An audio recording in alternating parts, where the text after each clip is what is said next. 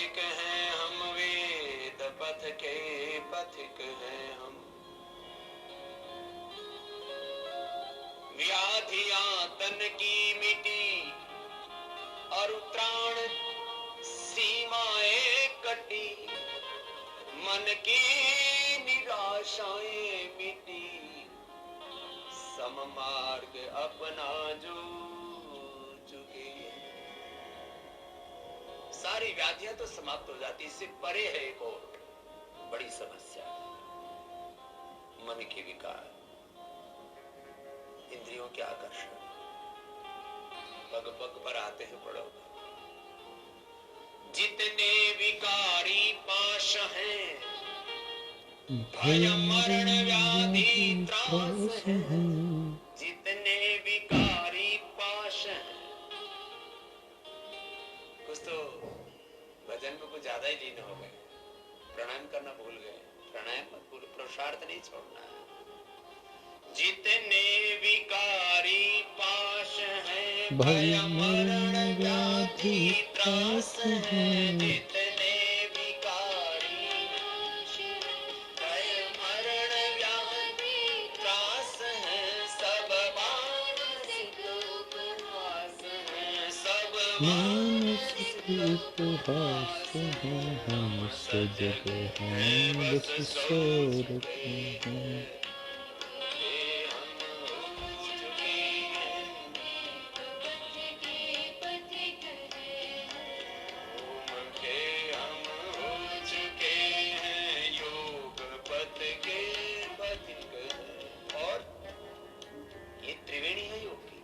ज्ञान योग, भक्ति योग और कर्म योग। मनसा वाचा कर्मणा पवित्र रहना, मन से, वचन से, कर्म से, ये त्रिवेणी है योग। सत्य, प्रेम, करुणा, ये त्रिवेणी है योग की।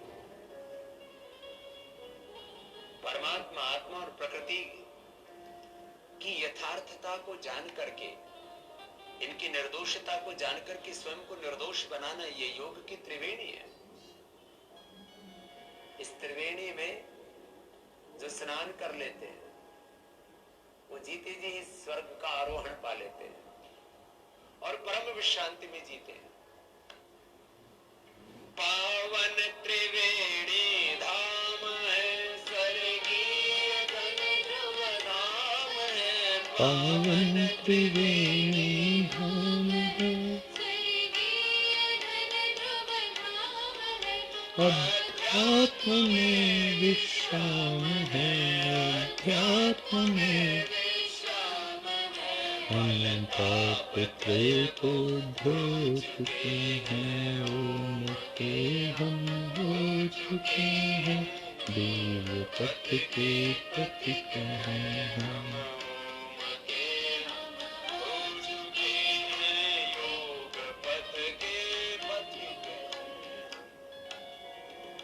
अब आत्म निर्मल गंग निस्सीम प्रेम तरंग। ये सामान्य यात्रा नहीं है जीवन की। जैसे नदियां सब दिशाओं से होती हुई समुद्र की ओर जाती है और उसमें अपना नाम, अस्तित्व सब लीन कर देती है। नाना नाम है नदियों के, नाना रूप है उनके, नाना स्वरूप है उनके। न जाने कितनी कितनी लंबी लंबी यात्राएं करके सैकड़ों हजारों किलोमीटर की वो अपना आश्रय पाती है। इसके लिए उपनिषदों में तुलना दी। यथा नद्या संदमानाः समुद्रे अस्तम गच्छन्ति नाम रूपे विहाय, तथा विद्वान् नाम रूपात् विमुक्ताः परात् परं पुरुषमुपैति। ऐसे हम उस पर ब्रह्म परमे।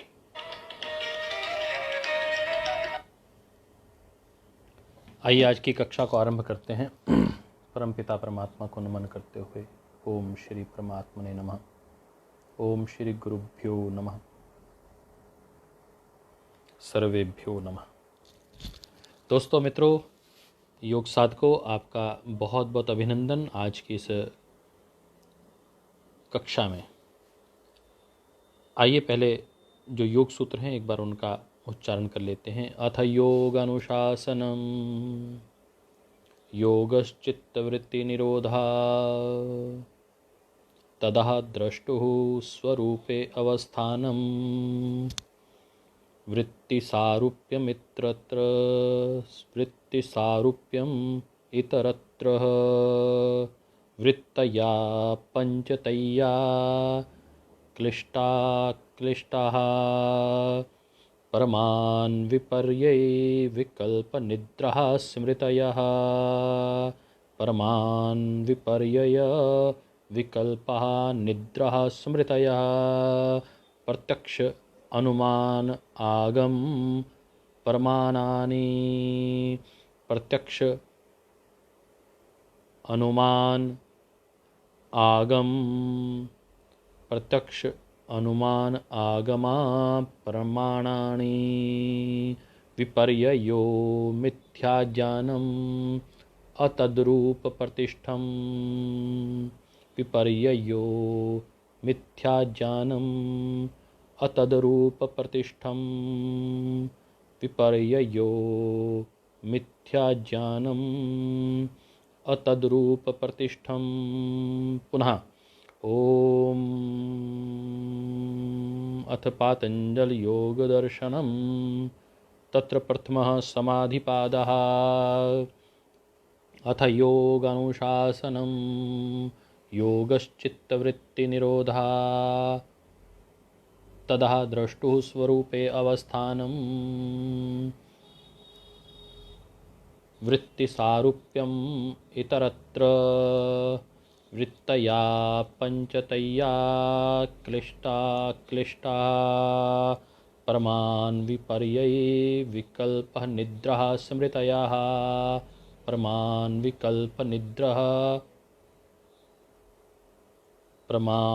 विपर्ये विकल्पनिद्राः स्मृतयः प्रत्यक्ष अनुमान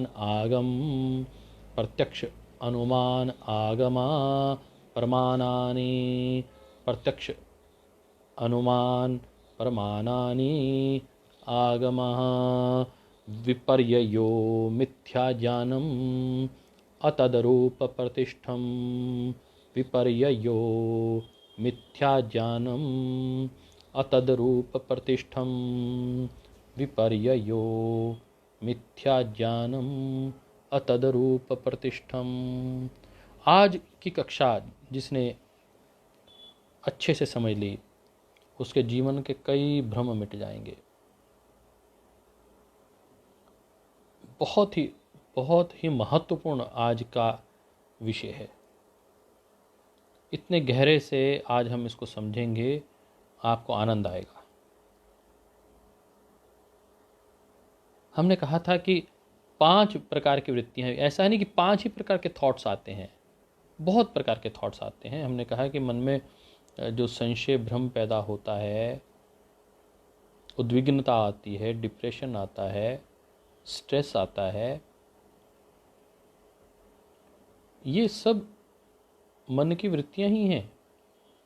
जब हम नकारात्मक सोचते हैं, नेगेटिव थॉट्स आते हैं, ये सब नेगेटिव थॉट्स क्लिष्ट वृत्ति है, पॉजिटिव थॉट अक्लिष्ट वृत्ति है। स्ट्रेस लेना, स्ट्रेन लेना कभी नकारात्मक हो सकती है, कभी सकारात्मक हो सकती है। कुछ कार्य आपको मिला, आपको यदि किसी आपके मेंटर ने, आपके गुरु ने कहा, आपके वरिष्ठ ने कहा कि ये कार्य करना है, परंतु आपने उसको गंभीरता से नहीं लिया। क्यों? क्योंकि आपने उसको जो स्ट्रेस लेना चाहिए था वो लिया नहीं है। तो उसको दोनों प्रकार से हम चर्चा करेंगे। तो आज हम जो चर्चा कर रहे हैं वह प्रत्यक्ष अनुमान आगमः प्रमाणानि। तो हमने कल कहा था कि जो वृत्तियां हैं वो 5 प्रकार की होती हैं, क्लिष्ट और क्लिष्ट होती हैं। हमने उनकी चर्चा की थी। वो कौन कौन सी होती हैं? तो हमने कहा था कि वो होती हैं प्रमाण, विपर्ययी, विकल्प, निद्रा, स्मृतयः। ये 5 प्रकार की होती हैं। उसके विषय में हम कल चर्चा कर चुके हैं। तो आज छठा जो सूत्र है वहाँ से आरंभ करते हैं। वहाँ हमने चर्चा कर ली थी कि जो प्रमाण, विपर्य, विकल्प, निद्रा, स्मृति ही, यह जो वृत्तियां हैं, यह तो केवल एक कैटेगराइजेशन है, परंतु मन में जितने भी प्रकार के विचार उठ रहे हैं हम उसको इन 5 कैटेगरीज में डिवाइड कर लेंगे और हम देख लेंगे कि हमारे मन में क्या उठ रहा है, कौन सी वृत्ति उठ रही है। क्या बार बार हम मुझे इसका प्रूफ दो ये बात कहते हैं, या जो कहा नहीं जा रहा है उससे उल्टा समझ लेते हैं। विपर्यय, विकल्प, जो हमने कहा ही नहीं उसको आपने समझ लिया, ये विकल्प हो गया। विपर्यय, जो हमने कहना चाहा परंतु आपने उसका उल्टा समझ लिया, ये विपर्यय हो गया। निद्रा, आपको जब कार्य करना होता है तो आपको प्रमाद आ जाता है, या ध्यान में आप बैठते हैं तो आपको नींद आने लग जाती है। आपका अपने नींद पर, अपने प्रमाद पर नियंत्रण नहीं है। आपको आज मेहनत करनी थी, आज आपने संपर्क करना था, आपने नहीं किया। आज आपने अपने लेक्चर तैयार करना था, नहीं किया। आज आपने अपनी प्रेजेंटेशन देनी थी, नहीं दी। स्मृतया, कोई स्मृति याद आई थी, आप हमसे बात कर रहे हैं, अभी कक्षा ले रहे हैं, एक अचानक स्मृति आ गई कि जब मैं परम श्रद्धेय स्वामी जी महाराज के समक्ष था तो मैंने ये पढ़ा था, तो वर्तमान कक्षा से हट गए। आपको अचानक याद आया था कि मेरी धर्मपत्नी ने आज सुबह मुझे आलू के परांठे खिलाए थे और उसमें नमक कम था। तो ये विषय अचानक कोई बीच में स्मृति आ गई और उसने आपकी जो वर्तमान जो अटेंशन थी उसको डाइवर्ट कर दिया। ये वृत्तियां हैं। आज हम जिस वृत्ति का सबसे अधिक चर्चा करने वाले हैं वो है प्रत्यक्ष अनुमान आगम, और दूसरी वृत्ति जो महत्वपूर्ण वृत्ति है और वह है विपर्ययो मिथ्या ज्ञानम अतद्रूप प्रतिष्ठम। अद्भुत है साहब, कितने ज्ञानी थे हमारे ऋषि। आज हम प्रत्यक्ष के विषय में 3000 साल पहले साहब डेफिनेशन दे रहे हैं कि प्रत्यक्ष किसे कहते हैं। अद्भुत। और मिथ्या ज्ञान किसे कहते हैं? What is real, what is unreal and what is false. The modification of the mind is there. How they have categorized the thoughts of the mind. Lakhs and crores thoughts of mind is coming day by day, but they have concluded to it that there are 5 types of thoughts. Such a realistic, scientific and factual categorization of the thoughts. We are discussing it. पहले हम शुरुआत करते हैं। प्रमाण विपर्ययः विकल्प निद्रा स्मृतयः। हमने यहाँ से कल आपको इसकी डिस्क्रिप्शन दी थी, उसके आगे चलना शुरू करते हैं।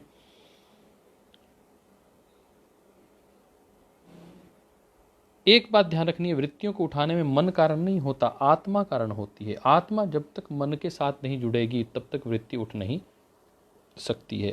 प्रारंभ हो सकती है परंतु आपका जुड़ाव मन का होगा तभी तो आगे बढ़ेगी। व्यक्ति वृत्तियों के नाम और लक्षण को ठीक प्रकार से नहीं जानता। ध्यान करते समय व्यक्ति को कभी निद्रा आ जाती है और वो सोचता है कि मेरा तो ध्यान में लग गया, उसको अपनी वृत्तियों का निरोध मान लेता है। वास्तविकता ऐसी नहीं होती है।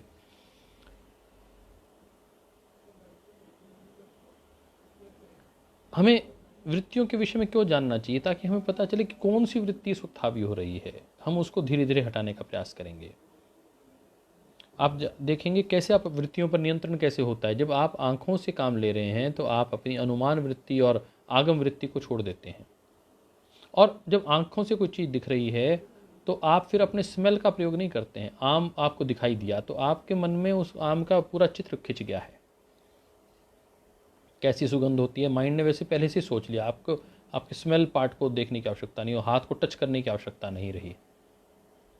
इसे कहते हैं कि आपने अपने सेंसेस को अपने नियंत्रण में कर लिया।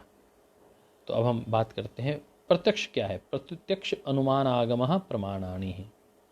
तो कह रहे हैं जो प्रत्यक्ष है, प्रत्यक्ष मतलब प्रति अक्षः, प्रत्यक्ष जो है वह प्रत्यक्ष अनुमान और प्रमाण आगम ये प्रमाण वृत्ति के स्वरूप है। अर्थात प्रत्यक्ष अनुमान और आगम शब्द प्रमाण यह प्रमाण वृत्ति है। तो कह रहे हैं जो इंद्रिय प्रणाली के द्वारा चित्त की बाह्य वस्तुओं से संपर्क होने के कारण विषय बनता है, जो बाह्य वस्तु हमें दिखाई देती है प्रधानता के रूप में, वह प्रत्यक्ष है। किससे? एक बात को ध्यान रखना है कि दैट इज आउटर ऑब्जेक्ट्स।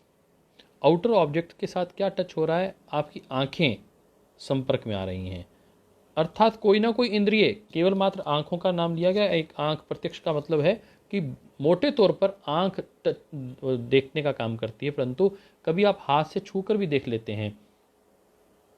मान लिया एक तरफ आप बैठे हैं और या किसी ने पट्टी बांध दी और आपने देखा, आपको अनुमान था कि आम ऐसा होता है, आलू ऐसा होता है, आपने टच किया, उसकी सॉफ्टनेस देखी, उसकी हार्डनेस देखी, तय कर लिया कि यह आम है, यह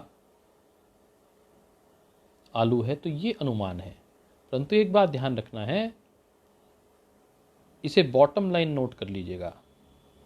द मोस्ट इंपॉर्टेंट जो पार्ट है, जो महत्वपूर्ण, सबसे महत्वपूर्ण जो विषय है, सबसे महत्वपूर्ण जो बात है, उसके विषय में आज हम जो बात करने वाले हैं उसको आप ध्यान रखिए। वहाँ ये कह रहे हैं कि भैया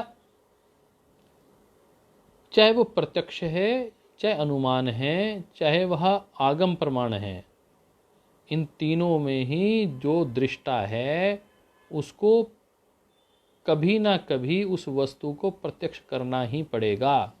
उसके बिना ना अनुमान हो सकता है। जिस चीज़ का आप अनुमान करना चाहते हैं, यदि आपने उसको पहले नहीं देखा तो आप उसका अनुमान भी नहीं कर सकते। ये अनुमान है।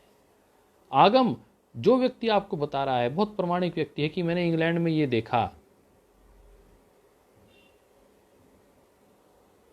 परंतु उसने ये देखा, उसने देखा होगा या अनुमान किया होगा। अनुमान मतलब कि कोई ऋषि ने ईश्वर के स्वरूप के विषय में बताया कि समाधि में ये घटित होता है।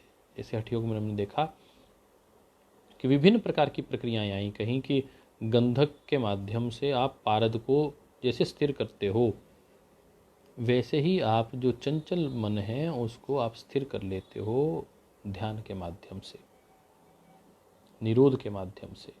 तो यह बड़ी बात थी। तो ये आपके अनुभव से आई, तो अनुभूति हुई है, उसे अनुमान को अनुभूति शब्द कहेंगे। और वो कोई व्यक्ति, प्रामाणिक व्यक्ति, बहुत प्रामाणिक कोई व्यक्ति है, हजारों में से, लाखों में से कोई एक आध व्यक्ति ऐसा होता है जिसकी बात को सब लोग श्रद्धा देते हैं।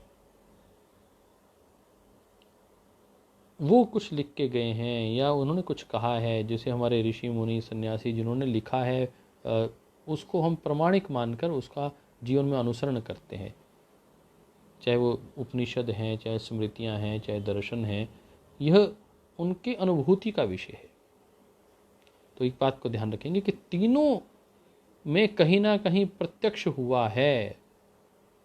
आत्म अनुभूति में, अर्थात जो मन में अनुभूत किया, आत्मा ने अनुभूत किया है, प्रत्यक्ष किया है, आत्मा ने जो प्रत्यक्ष किया है उसको, और कोई जिम्मेदार व्यक्ति उसको कह रहा है तो ही उसको आगम प्रमाण माना जाता है, नहीं तो आगम प्रमाण नहीं माना जाता। कोई भी व्यक्ति कह दे, चोला डाल रखा है संत का और उसमें बैठ के कह दे जी मैंने ये देखा था, ये अनुभव किया था, ये ऐसा है, आप उसको मान लेंगे तो आप गलती कर रहे हैं। तो किस व्यक्ति की बात माननी, कैसे माननी, उसको अपने ध्यान में रखते हो आज, क्योंकि बहुत अद्भुत विषय है आज का। ये हमने समझ लिया तो हमारी बहुत से जो भ्रम हैं वह दूर होने वाले हैं। आज इसके विषय में हम जब चर्चा कर रहे हैं, हम इसके विषय में गंभीरतापूर्वक चर्चा भी साथ साथ करेंगे, तो हम ये पाएंगे कि वास्तविकता क्या है। वास्तविकता यह है कि पदार्थों के सामान्य धर्म का जो प्रधान रूप से हमें बोध करवा देता है, बहुत सामान्य, मोटे तौर पे जो जानकारी एकदम देखते ही जो करवा देता है, जैसे वह हो गया प्रमाण। और अनुमान कैसे करते हैं, जैसे चंद्रमा को हमने देखा और उसके साथ तारे देखे, हमने देखा दोनों स्थिर हैं, परंतु वह तारा, जो एक तारा निश्चित कर लिया हमने, जैसे कि यह सप्तऋषि है या यह ध्रुव तारा है, वो चलकर यदि दूसरे स्थान पर पहुंच गया, दूसरे देश में दिखाई दिया, तो हमने कहा कि वो मूवमेंट करता है। जैसे पर्वत है वो मूवमेंट नहीं करता, हमने कहा कि यह हिमालय पर्वत है, यह कैलाश पर्वत है, वो केवल मात्र चाइना में ही दिखाई दे रहा है, यह भारत के अंदर दिखाई दे रहा है, नेपाल की सीमा पे दिखाई दे रहा है, वो किसी और देश में नहीं दिखाई देगा। तो यह अनुमान है कि जो पहाड़ है वो चलते नहीं हैं। तो हमने कहा कि प्रत्यक्ष और अनुमान के विषय में हमने जानकारी ली, और अभी हम जब चर्चा कर रहे थे प्रत्यक्ष और अनुमान के साथ वो विषय आया आगम। तो हमने कहा कि आगम क्या होता है। तो आगम में उन्होंने कहा कि जो श्रद्धा के योग्य व्यक्ति है, उस व्यक्ति ने कुछ कहा है, उस वक्ता ने कुछ कहा है, तो अनुमान को या फिर उसने प्रत्यक्ष किया है तो ही उस बात को वो कहे। जिसने इसको अनुभूत नहीं किया है, प्रत्यक्ष नहीं किया है, उसको वो ना कहे, और यदि कहेगा तो वो बात मानी नहीं जाएगी, वो खंडित हो जाएगी। जिस साधन के द्वारा पदार्थ का स्वरूप ठीक ठीक ज्ञात होता है वह प्रमाण। तीनों प्रमाण पदार्थ के स्वरूप को जानने के साधन है। They are the path of the knowledge. और होता किससे है? ये होता है इंद्रियों के माध्यम से।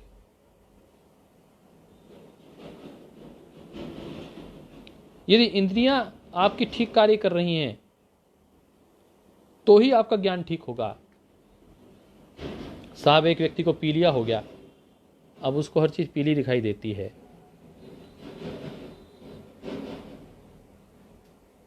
ये चारों तरफ पीलापन आ गया ऐसा नहीं है। एक व्यक्ति है, उसको नाइट ब्लाइंडनेस है, देख तो आंखों से रहा है, प्रत्यक्ष प्रत्यक्षः, जो आंखों से दिखाई दे रहा है वो प्रत्यक्ष, परंतु उस व्यक्ति को रात को कलर नजर ही नहीं आते, उसकी इंद्रियां वीक हैं, डिजीज्ड हैं। तो प्रत्यक्ष होते हुए भी वह ठीक से उत्तर नहीं दे सकता। ये ध्यान रखने की बात है। आपने प्रत्यक्ष किया, एक व्यक्ति ने देख लिया कि भैया पत्थर तैर रहे हैं, पत्थर नहीं तैर रहे, पत्थर के ऊपर बंदर बैठा है वो भी तैर रहा है, और आप उसको मान लेंगे क्योंकि आपने कभी वो देखा हुआ भी किसी ने कहा है ना, तो उस पर विश्वास ना करना। क्योंकि यदि ये कह दोगे कि पत्थर तैर रहा था, उस पर बंदर बैठा था और उस पर कूद लगा रहा था, तो लोग कहेंगे पागल है ये व्यक्ति। संभव ही नहीं है ना।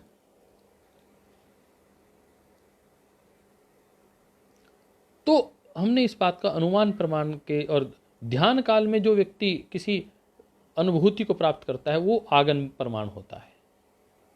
या किसी व्यक्ति ने बहुत अच्छे से पहले कोई चीज दृष्ट की होती है, वो उसको डिस्क्राइब करता है, तो प्रत्यक्ष अनुमान आगमः प्रमाणानि।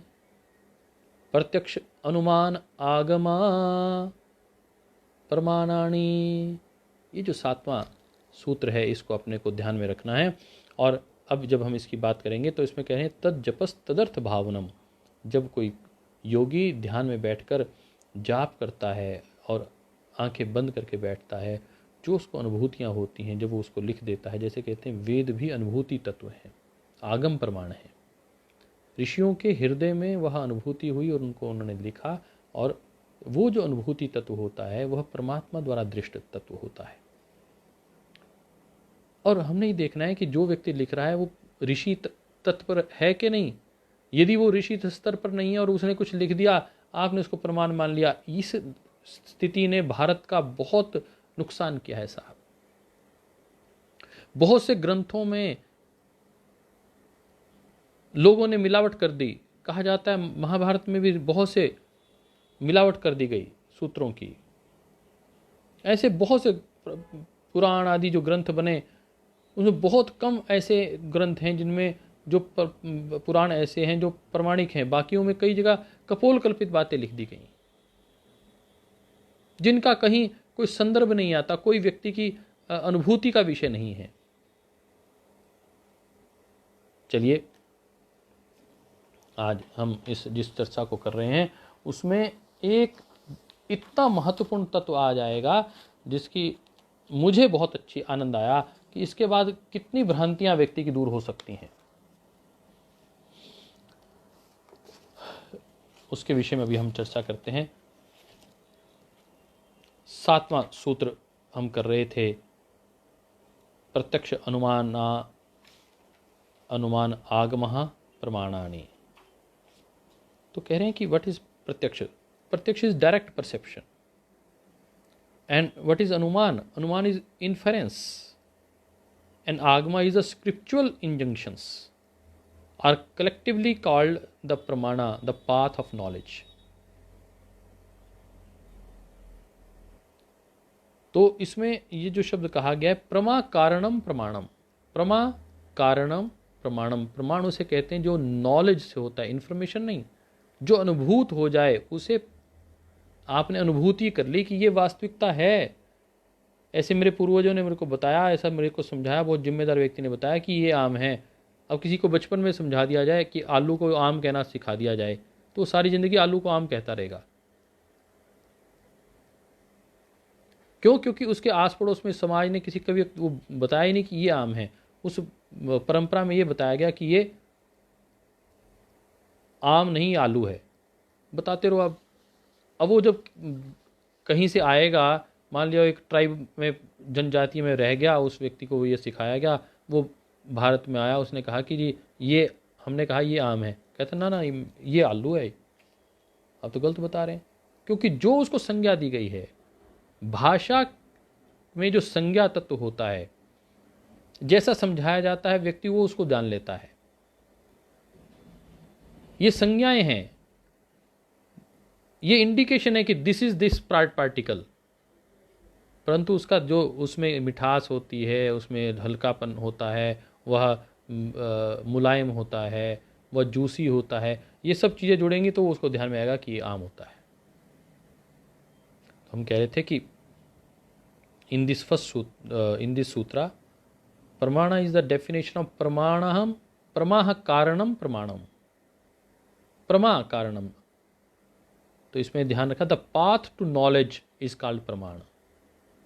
जो हमें नॉलेज उपलब्ध करवा दे उस रास्ते का नाम प्रमाण है। तो इसको नोट कर लीजिए, the definition of pramana is प्रमा कारणम प्रमाणम, the path of knowledge is called pramana. Who indicates also indicates confirm knowledge, confirm knowledge. ऐसा नहीं कि ये ऐसा ऐसा है ना। यदि अनुमान से आपको धुआं का पता चल गया कि ये धुआं, अग्नि और धुआं आपने इकट्ठा देखा था कि जहाँ जहाँ अग्नि होती है वहाँ वहाँ धुआं होता है, तो आपके दिमाग में बैठ गया वो विषय कि अग्नि के साथ धुआं होता ही है। और फिर जब आपने दूर से देखा कि धुआं दिखाई दे रहा है तो आपने फिर अनुमान किया कि हाँ वहाँ अग्नि भी होगी। ये अलग बात है कि कई बार झरने जब गिरते हैं वहाँ पर भी धुआं होता है। ये अलग बात है कि जब रेगिस्तान में बहुत तेज गर्मी पड़ती है तो मृगमरीचिका हो जाती है, वो विपर्यय है, उसके विषय में हम आगे चर्चा करेंगे। तो हमने कहा कि प्रति अक्षः, अक्षा मीन्स आई, इंस्ट्रूमेंट और organs of perception, depending on the health and capability of these sense organs, sense perception में भी इल्यूजरी।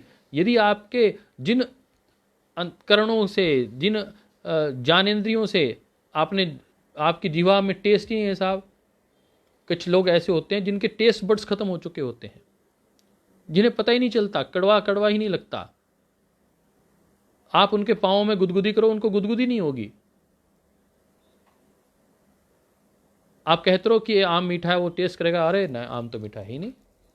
आप कहते रहो कि नीम कड़वी है, खा के देखो, कहे ना जी कड़वी नहीं है। क्यों? क्योंकि उसके सेंस ऑर्गन्स काम नहीं कर रहे। तो ये ध्यान रखना है कि प्रमाण उसका ही माना जाएगा जिसके सेंस ऑर्गन्स प्रॉपर हों। जिसके सेंस ऑर्गन ही नहीं है वो क्या प्रमाण देगा? उसके सेंस ऑर्गन प्रॉपर हों। यदि पीलिया है उसको कहेगा जी मेरे को तो चारों तरफ पीला पीला दिखाई दे रहा है, उसकी बात कैसे मान लेंगे? आपने उसको कोरिलेट करना अन्यों से। आइए आगे चलते हैं, आप लिख लीजिए, the pramana depends upon the health and the capability of the sense organs. Sense perception may be illusory, it may be wrong. A person with the jaundiced eyes sees everything as yellow. A diseased and defective instrument results in defective information. यदि आपका instrument ठीक नहीं है, instrument क्या है? आपकी ज्ञानेंद्रियां। यदि ज्ञानेंद्रियां ही ठीक नहीं है तो आप को जो ज्ञान हो रहा है वो भी गलत हो रहा है। यदि आपने कहीं अग्नि और धुएं को इकट्ठा नहीं देखा तो फिर आप धुएं की कल्पना नहीं कर सकते अग्नि के साथ। आपको एक कहीं ना कहीं पहले प्रत्यक्ष करना पड़ेगा। जो हम बात कर रहे थे अनुमान प्रमाण की, तो अनुमान प्रमाण में हमने कहा कि जैसे रस्सी है, आपने सांप को भी देखा हुआ है, रस्सी को भी देखा हुआ है, और अंधेरा था, आपने रस्सी लेने के लिए गए थे, वहां पर सांप रखा हुआ था, आपने उसको उठा लिया। ये अनुमान है। आप लेने तो गए थे रस्सी, परंतु आपने गलत चीज उठा ली, अर्थात वो उपस्थित तो है, कहीं ना कहीं आपके माइंड में है। ये विपर्ययी की स्थिति है। तो आज हम ये जो बात कह रहे हैं वह आगम प्रमाण के साथ थोड़ा सा और आगे बढ़ा देते हैं। आगम प्रमाण किसे कहते हैं? प्रमाणा means the intellect. The intellect is not the ordinary material, worldly intelligence, but the pure intellect that leads a person to enter into the realm of higher spiritual experiences. These three aspects of knowledge is pratyaksha praman, anuman praman and agam praman. You can compare to the three eyes.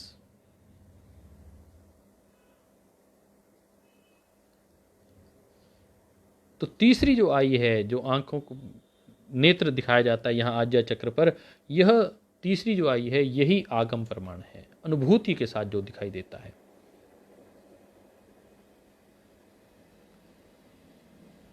Truth is a transcendental experience, truth is God.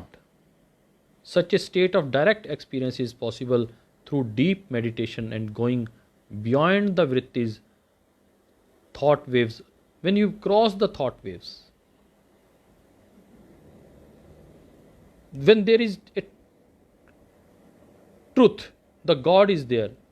A state of direct experience is possible through deep meditation. वहां जो आपको ज्ञान प्राप्त होता है उसे हम आगम कहते हैं।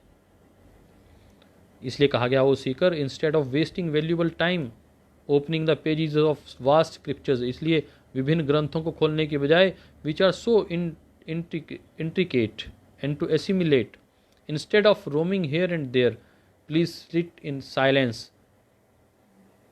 go deep into yourself, merge in the inner self of spiritual awareness, learn to be the master of your own breath, you will enter into the state of divine experience. आप अपने प्राणों पर ध्यान केंद्रित करिए, उस परमात्मा के सानिध्य में जाइए, उस डीप मेडिटेशन में जाइए। आपको जो अनुभूति होगी, वो जो ज्ञान होगा, वह आगम प्रमाण कहलाएगा। अब किसी ने कहा कि चौथे आसमान पर ईश्वर होता है, किसी ने कहा सातवें आसमान पे होता है। इस पर मैं टिप्पणी नहीं करना चाहता, परंतु वो चौथा आसमान और सातवां आसमान किसी ने अनुभूत किया, परंतु वो ऋषि था क्या, ये देखने की बात है। उसको हम आगम प्रमाण माने या ना माने, ये जो व्यक्ति साधक है उसको देखना है।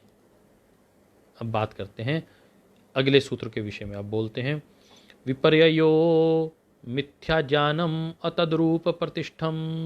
फिर बोलेंगे, विपर्ययो मिथ्या ज्ञानम अतद्रूप प्रतिष्ठम।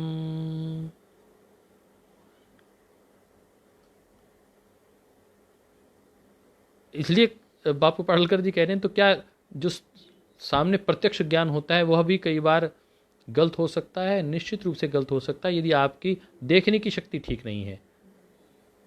अब एक व्यक्ति को दूर की दृष्टि ठीक नहीं है और वो आपको कहता है जी मैंने आंखों से देख रहा हूं, सामने दो चांद दिखाई दे रहे हैं, तो मान लेंगे?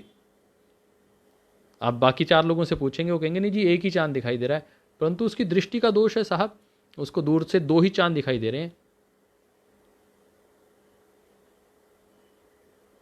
तो ये दृष्टि का दोष है, अर्थात उसकी इंद्रियां ठीक नहीं काम कर रही हैं। तो एक व्यक्ति नहीं से उसको कोरिलेट करना पड़ेगा, बाकी सबसे मिलाकर पूछना पड़ेगा कि हाँ भाई यही दो चांद हैं या एक चांद है, तो कहेगा एक है, तो फिर एक ही माना जाएगा। जब बहु सर्वदा सर्वभावानाम सामान्यम वृद्धि कारणम, तो जो सामान्य रूप से जो चीज मानी जा रही है उसको ही हम मानेंगे कि वह ठीक है। प्रत्यक्ष में मैंने कहा कि आपने यदि कुछ गलत देख लिया है तो आपकी दृष्टि का दोष हो सकता है।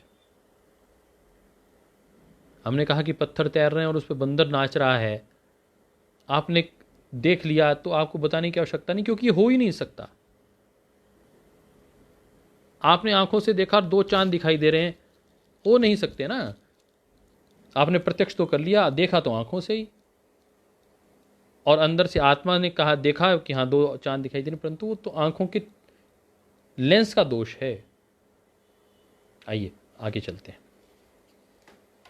तो अब हम बात कर रहे हैं विपर्य क्या है। वहां तो हम कह रहे थे कि परफेक्ट नॉलेज, प्रमाण क्या है, प्रमाण है perfect knowledge, knowledge through the direct perception, direct आपने परसीव किया है। तो आपने ध्यान रखना है कि आगम में भी डायरेक्ट परसीव होना चाहिए, ईश्वर से डायरेक्ट वह ध्यान की अवस्था में जो आपको प्राप्त हुआ वो नॉलेज होगी। या फिर आपने किसी ने व्यक्ति ने देखा है कि वो लंदन आई ऐसे घूमती है जिससे पूरा लंदन दिखाई देता है, जैसे मैंने जाके देखा लंदन में घूमते हुए कि एक लंदन आई है वो ऐसे घूमती है और उसमें बहुत आनंद आता है।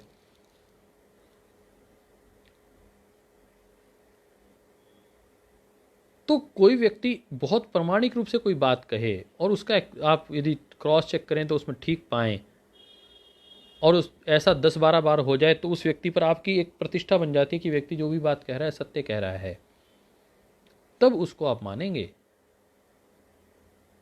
ठीक है जी। चलिए, बापू जी ने धन्यवाद लिख दिया, उनके समझ में आ गई ये बात, तो बड़ी बात हो गया, धन्यवाद उनका। तो हमने कहा कि उसमें इन तीनों कैटेगरीज में डायरेक्ट नॉलेज आ रही है, परंतु जब फॉल्स नॉलेज आ जाती है, अब आप ध्यान रखिएगा, एक नॉलेज होती है रियल नॉलेज, एक होती है अनरियल नॉलेज, और एक होती है फॉल्स नॉलेज।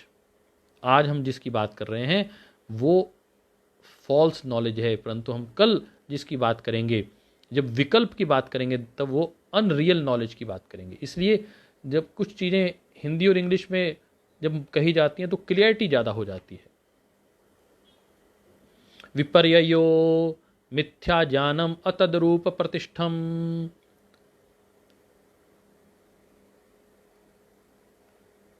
तो ये विपर्य क्या है, जो टेम्परेरी है, जो फॉल्स नॉलेज है तो रियल। दोनों की रियलिटीज हैं, जो आपको दिखाई दे रहा है और जो नहीं दिखाई, जो दिखना चाहिए था, दोनों रियल हैं, परंतु आप उसको फॉल्स नॉलेज ले रहे हैं। हमने दिखाया कुछ और, आपने समझा कुछ और, हमने मांगा कुछ और, आप लाए कुछ और।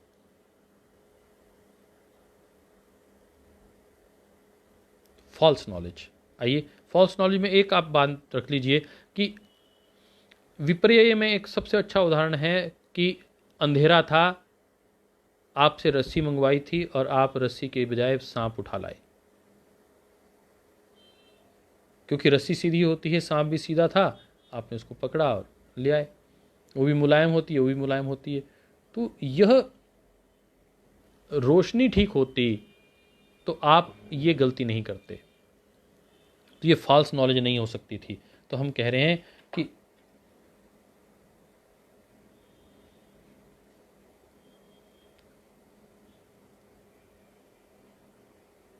ये मिसलीडिंग स्टेज है। To understand this sutra completely one should understand 3 concepts in Vedic nature.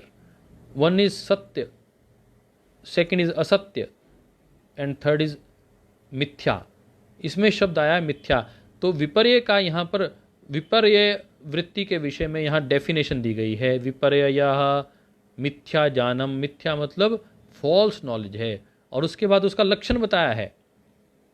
इस वृत्ति में लक्षण बताया गया है अतद्रूप प्रतिष्ठम। अतद्रूप मतलब not to be established in the true form और नेचर ऑफ समथिंग। अतद्रूप, वैसा नहीं दिखाई दे रहा जैसा होना चाहिए था। अतद्रूप प्रतिष्ठम। विपर्य मतलब मिथ्या ज्ञान, फॉल्स नॉलेज, विपर्य का अर्थ बता दिया। अब उसका लक्षण बता रहे हैं।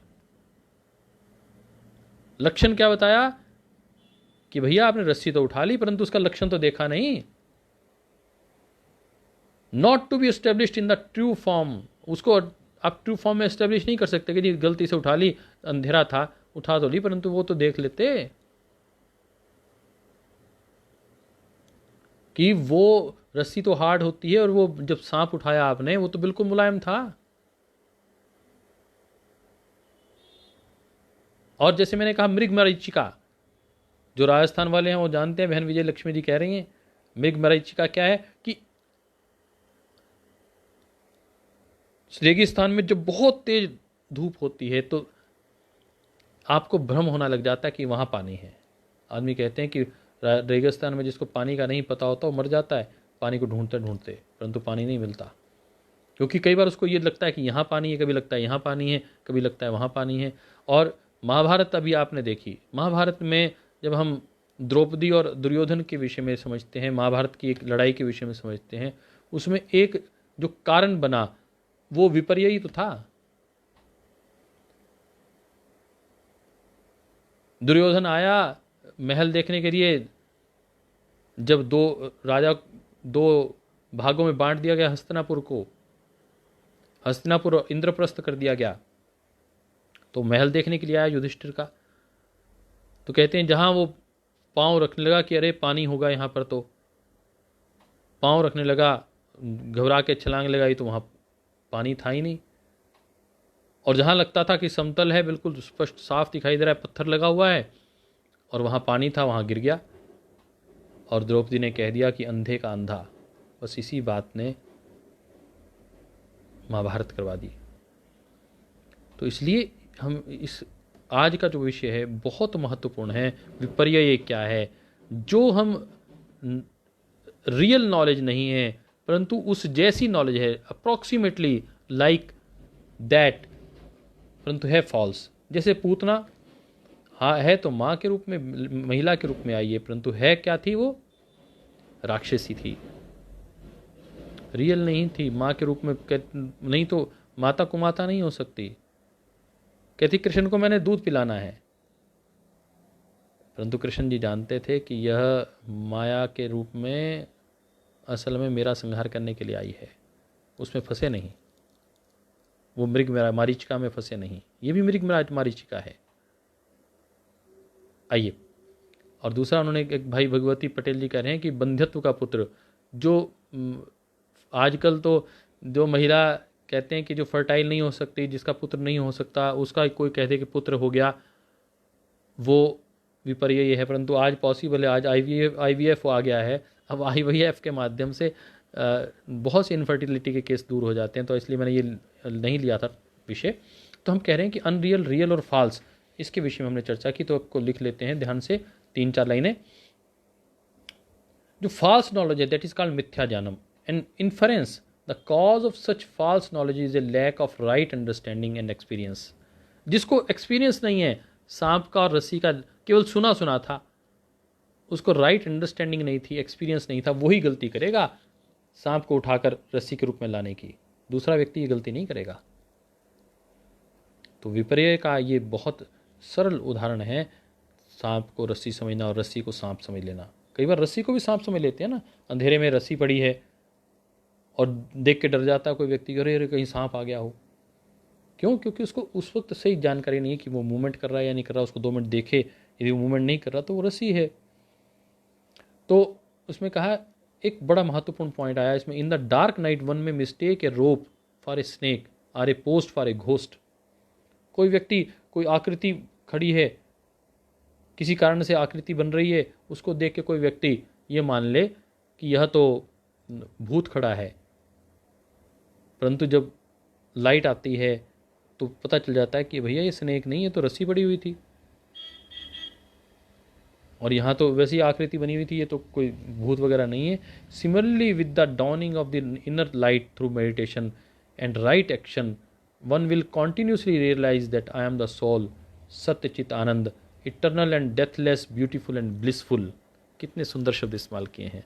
आई एम द सोल, मैं ब्रह्मा हूँ, अहम ब्रह्मास्मि, the Satchit ananda, the eternal and deathless, beautiful and blissful. तो आज हम इस विपर्य को, हम सारे लोग ये जानते हैं कि हमारी मृत्यु होनी है, बट ये विपर्य ये ज्ञान है, हमें पता है it is not real, it is false. अद्भुत उदाहरण दिया है कि हम ये कहते हैं कि जो व्यक्ति पैदा हुआ है उसकी मृत्यु होनी है। भैया वो जो पैदा हुआ है वो केवल शरीर है, इस भौतिक शरीर की मृत्यु होगी, परंतु उस परमात्मा की, उस आत्म तत्व की मृत्यु नहीं होगी। यह जो इल्यूजन है कि मेरी मृत्यु होगी, ये विपर्य ज्ञान है, ये फॉल्स नॉलेज है। तो इसको आपने को ध्यान रखना है। तो विपर्य वृत्ति में कहा गया कि the idea of false inference brings much trouble in daily life. Spiritual experience and enlightenment enables one to see everything clearly with the help of the eye of wisdom, with the help light of the self। जब आत्मज्ञान हो जाता है, आत्मबोध हो जाता है, और वो आत्मबोध और आत्मज्ञान होता है आध्यात्मिकता से। इसलिए श्रद्धेय स्वामी जी महाराज कहते हैं कि पूरे विश्व की समस्याओं का समाधान एक ही है कि आध्यात्मिक राष्ट्र हो, आध्यात्मिक विश्व हो। तब जो इनर आई ऑफ विजडम खुल जाएगी, जो थर्ड आई खुल जाएगी, the light of the self हो जाएगा, आत्मज्ञान हो जाएगा, आत्म प्रकाश हो जाएगा, तो फिर कोई समस्या नहीं रहेगी। Your stay in the world is not permanent. ये हर व्यक्ति को पता है, परंतु उसको मानता नहीं है कि मेरा स्टेट परमानेंट नहीं है। I am to leave this house, live in this the world, but know that your stay is temporary. You are here as a temporary person. आप धर्मशाला में हैं, आपको आज नहीं तो कल ये धर्मशाला खाली करनी है। डू नॉट अलाउ इग्नोरेंस और falsehood to overpower you. इसलिए अपने ऊपर इग्नोरेंस और फॉल्सहुड, ये ईगो, अहंकार को, इसको छोड़िए। Be free from the illusory effects of life, be firm in knowledge. तो अपने ध्यान में स्थित होइए। Pray sincerely to be free from the ignorance that leads to the troubles. आपके अंदर जो अज्ञान पैदा हो रहा है प्रभु, उससे आपको मुक्त करने का प्रयास करें। आइए हम जो ये प्रक्रिया चल रही है, इसमें इस बात को समझने का प्रयास करें कि विपर्यो मिथ्या जानम तद्रूप प्रतिष्ठम। ये इल्यूजन है, धोखा है। सीम्स सेम, दिखता एक वैसा है, परंतु वैसा होता नहीं है। ये किसके कारण है? अज्ञान और अविद्या के कारण है। ये नोट कर लीजिए। यदि आपने एक्सपीरियंस किया होता रस्सी और सांप का, तो कभी ये गलती नहीं हो सकती थी। किससे गलती होगी? विपर्य किससे होगा? जिसने गलती उससे होगी जिसने कभी इसका एक्सपीरियंस नहीं किया है। तो ये 5 प्रकार की अविद्या है। अविद्या, अस्मिता, राग, द्वेष, अभिनिवेश। यह अविद्या ही कारण है जो हमें सही परमात्मा के विषय में जानकारी नहीं है। इसकी वजह से तो लड़ाई चल रही है पूरे भारत में, पूरे विश्व में। मेरा खुदा अच्छा है, मेरा देवता अच्छा है, आप मेरे देवता को नहीं मानते, आप मेरे देवता को नहीं मानते। अरे सब उस परमात्मा के ही स्वरूप हैं, वह एक ही तत्व है। ये जिस दिन जानकारी आ जाएगी, उस जीवन बदल जाएगा। नेत्र में दोष है, आपको 2 चांद दिखाई दे रहे हैं, इसका मतलब आपके देखने में, दृष्टि में दोष है। चांद 2 नहीं हो गए हैं, आपका ज्ञान ठीक नहीं है। तो योगी बनने के लिए शुद्ध ज्ञान चाहिए। महर्षि दयानंद इस बात पर बार बार बल देते हैं कि योगी बनने के लिए क्या चाहिए, आप नोट कर लीजिए। ज्ञान, कर्म, उपासना। ज्ञान योग, कर्म योग, उपासना योग, ये नहीं चाहिए। इसके साथ एक शब्द और जोड़ लीजिए, दैट इज शुद्ध ज्ञान, शुद्ध कर्म, शुद्ध उपासना। यदि ज्ञान शुद्ध नहीं है, not correct, not real, if knowledge is not correct, not real, then it is a false knowledge. बहुत सुंदर ये इसमें विषय आया, और सारी की सारी विश्व की समस्याओं का समाधान ये है, क्योंकि विपर्य ये में लोग जी रहे हैं, इस वृत्ति में जी रहे हैं जो वास्तविकता नहीं है।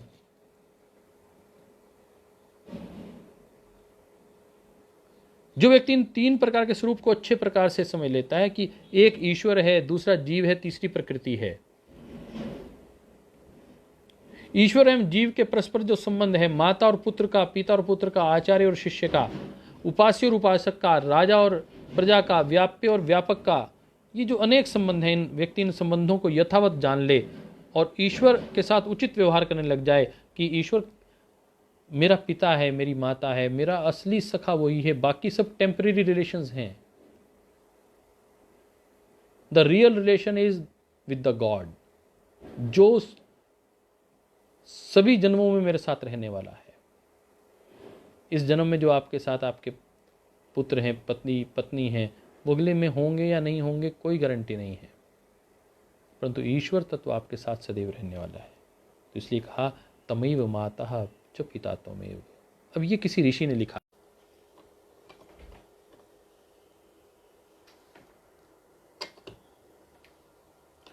मुझे लगता है शायद बीच में कोई कॉल आ गई, उस वजह से कट गया था विषय। तो हम कह रहे थे कि कारण को हटाए बिना कार्य को नहीं हटाया जा सकता। अविद्यायुक्त ग्रंथों के पठन पाठन से, असत पुरुषों के संग से, कुसंस्कारों से, मादक पदार्थों के खाने पीने से, अन्यायपूर्ण आचरण से, ईश्वर को ना जानने से, उसकी आज्ञा ना पालन करने से तमोगुण आदि अविद्या उत्पन्न होती है। और उसके बिल्कुल विपरीत विद्या का प्रकट होती है जब हम संस्कारी लोगों के संपर्क में रहते हैं, जब हम सत्संग करते हैं, सात्विक पदार्थों का खान पान करते हैं, न्याय का आचरण करते हैं और योग के अंगों का अनुष्ठान करते हैं, विशुद्ध ईश्वर को मानते हैं, ईश्वर को जानते हैं, मानते हैं और उसकी आज्ञा का पालन करते हैं। कुछ लोग अपने कहते हैं जी मैं आपको बहुत प्रेम करता हूं, आपको हम गुरु के तुल्य मानते हैं। भैया मानते हैं, जानते हैं, मानते नहीं। फिर कुछ लोग जानते हैं, मानते हैं, परंतु फिर उसका पालन नहीं करते, आज्ञा का आचरण नहीं करते। तो हमें जो अविद्या है उससे दूर हटना है, कुसंस्कारों से दूर हटना है, उन ग्रंथों से जो अशुद्ध अनाचार फैला रहे हैं, जो अनात्मा को फैला रहे हैं, जो दुख का मूल कारण है, अशुद्धि का जो मूल कारण है। तो अविद्या के जो 4 मूल कारण है वो है अनित्य पदार्थ। नित्य है परंतु हम उसको अनित्य समझ लें, जो नित्य है उसको अनित्य समझें, ये विपर्य है। यदि ईश्वर तो उसकी मृत्यु होती है, वो जो हम ईश्वर जिसको मानते हैं उनकी तो मृत्यु हुई थी, वो तो उस काल में थे, इस काल में नहीं है। भैया वो ईश्वर नहीं हो सकते, ये विपर्य ज्ञान है। ये आत्मा शुद्ध है और ये अशुद्ध है। हम दुख को सुख मान बैठते हैं, हम एसी में रह रहे हैं, समय पे हमें भोजन मिल रहा है, समय पे हम खा पी रहे हैं। भैया यह सुख है इंद्रियों का, परंतु आप जो आंतरिक सुख है, जो तपस्या का सुख है, जो ईश्वर का सानिध्य है, वो आनंद की स्थिति, हम उसको असली सुख छोड़, जो क्षणिक है वह सुख है, जो दीर्घकालिक है वो आनंद है। तो हम आनंद को छोड़कर सुख के पीछे लगे हुए हैं। यह ज्ञान, ये विपर्य है कि हम सुखों को छोड़कर फिर अब आनंद के ओर भागने लग जाएं। ये ज्ञान सही ज्ञान है, इसको अपने को अपनाना। और कारण को हटाए बिना कार्य नहीं बढ़ सकता। पहले कारण हटाओ, जिसके कारण से आपके मन में दुविधा खड़ी हो रही है, प्रश्न चिन्ह खड़े हो रहे हैं। इसलिए महर्षि दयानंद जब स्वामी विरजानंद के पास गए कि आपने क्या क्या पढ़ा है, कि जी मुझे तो बड़ी भ्रांतियाँ आ रही हैं, बहुत भ्रम आ रहा है। क्या पढ़ा है? मैंने ये पढ़ा है। सारे ग्रंथ इकट्ठा करो। इकट्ठे किए। मथुरा के पास ये यमुना नदी बह रही है ना, हाँ, वो उसमें जाकर बहा कर आओ।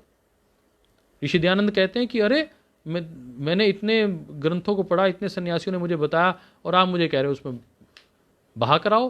हाँ भैया, जो कारण है, जो अविद्या का कारण है, उन ग्रंथों में जो आपने नेगेटिविटी, गलत बातें पढ़ रखी हैं, उसको दिमाग से जब तक नहीं निकालोगे सात्विकता आ ही नहीं सकती। आप चाहते हो कि मैं पात्र तो बनूं, अब आपका पात्र खाली नहीं है, उस पात्र में पड़ा हुआ है गोबर और उसमें कोई कहे खीर डाल दो, तो आपको कैसे समझ में आएगा? वो खीर कैसे खाएंगे? खीर डाल भी देगा, उसका टेस्ट ही नहीं आएगा। तो हम पहले पात्र बने, सुपात्र बने, तो निश्चित रूप से हम उसको ग्रहण कर पाएंगे। विशुद्ध ज्ञान, विशुद्ध कर्म, विशुद्ध उपासना, यही योग का मूल तत्व है। केवल ज्ञान कर्म उपासना से योग सिद्ध नहीं होता। इसी बात के साथ आज के सत्र को समाप्त करते हैं।